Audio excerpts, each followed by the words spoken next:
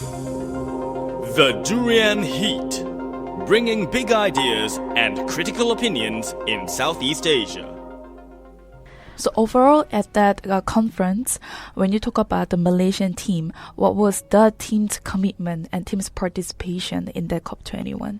Well, I think we had very good leadership. Mm-hmm. One thing, we were spokespersons for not only for Malaysia but for the Group 77. G77. Yeah, Mm-hmm. the G77 and the like-minded group also. Mm-hmm. Our Malaysian were the spokesperson, so we were leading. Mm-hmm. So we had good leadership. But again, those leadership at the international level, I really would like to see that translated at I see. our local level too. I see. And yeah, it was really wonderful to have been with them, to have watched them work. They worked very hard, sleepless nights, Mm-hmm. and they have made so much progress. But I think nationally we also have to support this. Mm. We also have to translate those commitments Mm-hmm. into our implementation. Right. Yeah. So that is something we have to talk about. Implementation and then commitment. Yeah. Anthony, could you elaborate more, because we talked about technology, people's mindsets and so on. But yet, even though with all those conferences previously and last year, will it be just the conference theme always? Where is the action? That's the big question that we are having. So what's stopping us? First, I'd like to give my interpretation of what is diplomacy. Sure. Diplomacy is the hot air and the tire that gives the car a smooth ride. That's very easy way to understand Yeah. this. Yes. Okay. So without the hot air, the tire doesn't inflate.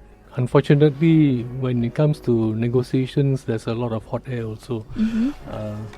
which may or may not be good.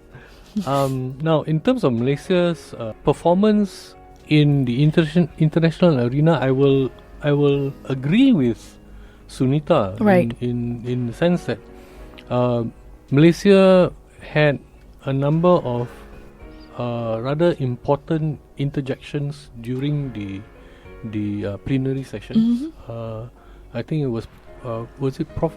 Good deal. Goodial who mentioned about more CSO participation within the process. Mm-hmm.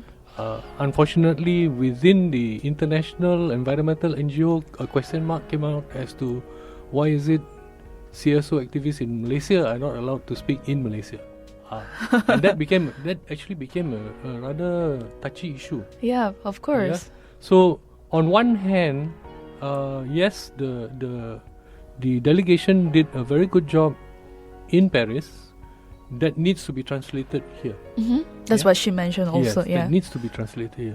Number two, the Prime Minister had made this announcement in 2009 about the target to reduce our carbon dioxide emissions by 40%, Right. based on GDP, carbon intensity per unit of GDP. I see. Now, what many people don't realize is as your GDP increases, your carbon emissions will increase in tandem. So 40% reduction based on GDP. As of 2015, as of beginning of last year, we had already achieved 33%. 33%. Yeah, that's according to government figures. Mm-hmm. And for better or for worse, the intended national determined contribution, or INDC, that the Malaysian government, as chair of ASEAN, Last year. was the second last to submit to the UNFCCC, only quoted 45%. Yes, 45% by 2030. 2030. But I think numbers are numbers. Yeah, I think more important is how you actually going to achieve this. I think that is something that for me it's like you can be at 70% or you can be 100%.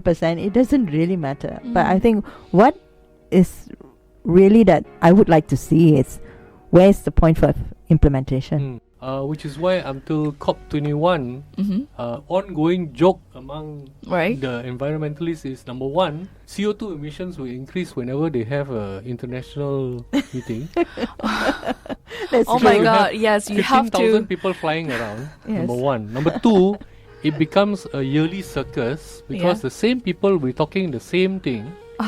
And if you take the first speeches done in Rio and you repeat them in Paris last year. yeah, Paris, same thing. There was no fresh new. No fresh things.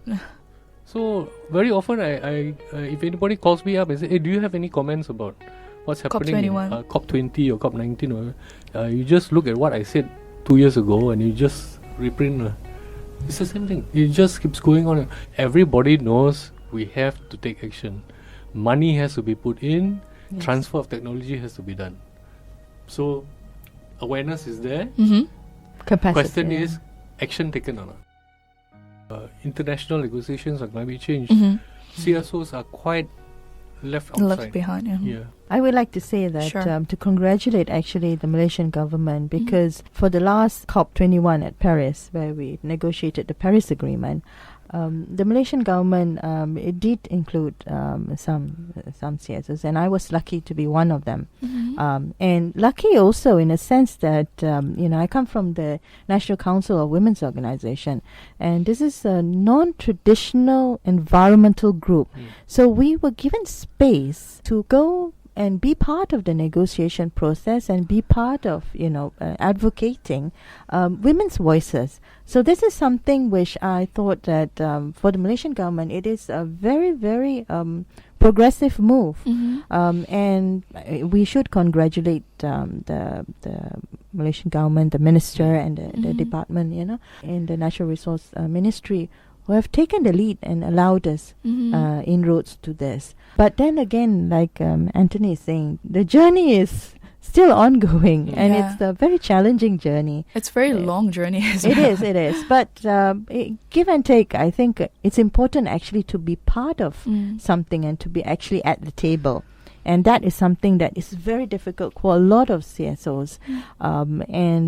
We also had friends from the indigenous group who were not able to be part of the delegation. And things like that it's quite challenging for some of us. But to also add, the Malaysian government included youth delegation for the first time. I'm happy that the Malaysian government has listened to the voice of the youth. Very often people come up and say, youth are leaders of tomorrow. I tell them that's very cliche. It's too cliche, because if they are not leaders, they wouldn't have gone. And so they are leaders today. And they're really young ones. And they're really the youth. We're not excluding anybody. We're including everybody. And I think everyone has a voice. Everyone has a priority. Everyone has an interest. And we should hear that. Because unless we hear all these voices and different needs and concerns, then we will not be able to find a way forward. And we will not be able to find a mechanism that everyone contributes. I think it's not just one party who is doing something, but you actually have a whole group of people participating and making these commitments a reality. And that's what is important. Thank you for tuning into Durian ASEAN. For more interviews by Durian ASEAN, please tune into our website at durianasean.com. If you're on the go, you can always download our TuneIn app on your mobile. Please subscribe to our YouTube channels at Durian ASEAN and Durian ASEAN TV. Don't forget to follow us on our Facebook page, Twitter, and Instagram. We always welcome feedbacks from our listeners.